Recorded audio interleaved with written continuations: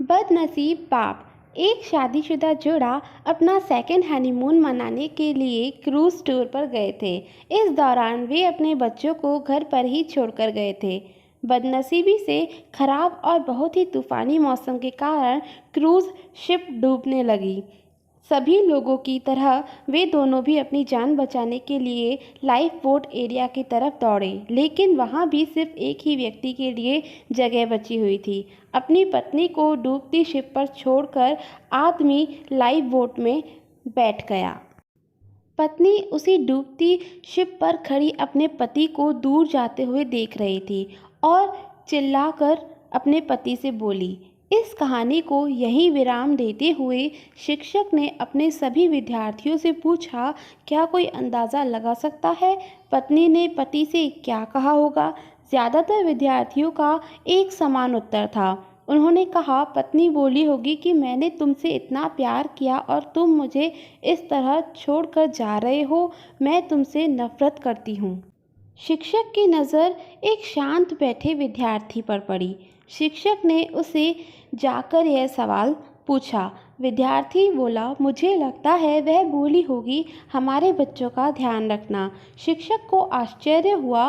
उन्होंने विद्यार्थी से पूछा, क्या तुमने यह कहानी पहले भी सुनी है? विद्यार्थी ने सर हिलाया और बोला, नहीं, लेकिन बीमारी की वजह से दम तोड़ते हुए मेरी माँ ने यही शब्द आखिर में मेरे पिता से कहे थे। शिक्षक ने उस विद्यार्थी को सही जवाब देने के लिए शाबाशी दी। कहानी को आगे बढ़ाते हुए शिक्षक ने कहा, क्रूज शिप डूब गई और साथ में पत्नी भी। पति घर वापस लौट आया और उसने अकेले ही अपने बच्चों को पाल पोस कर बड़ा किया। कई सालों बाद उस पति की भी मौत हो गई। एक दिन उसकी बेटी, जो उसे अपनी माँ की मौत का जिम्मेदार मानती थी, अपने पिता के सामान को साफ करते हुए उसे एक डायरी मिली, जिसे पढ़कर उसे सच्चाई का पता लगा।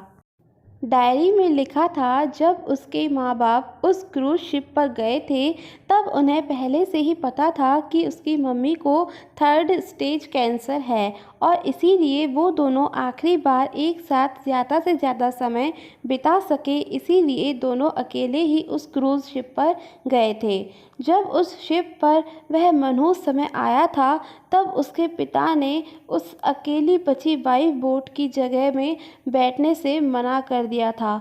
उन्होंने डायरी में लिखा था कि वह भी अपनी पत्नी के साथ उस डूबती हुई शिप में डूब जाना चाहते थे, लेकिन सिर्फ और सिर्फ अपने बच्चों के लिए अपनी पत्नी की कसम देने के बाद उनको उसे अकेला छोड़कर उस लाइफ बोट में सवार होना पड़ा।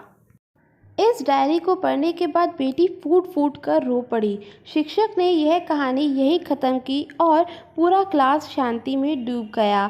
यह शांति देख शिक्षक को पता चल गया कि वह इस कहानी के ज़रिए जो सीख अपने विद्यार्थियों तक पहुंचाना चाहते थे वह पहुंच चुकी थी।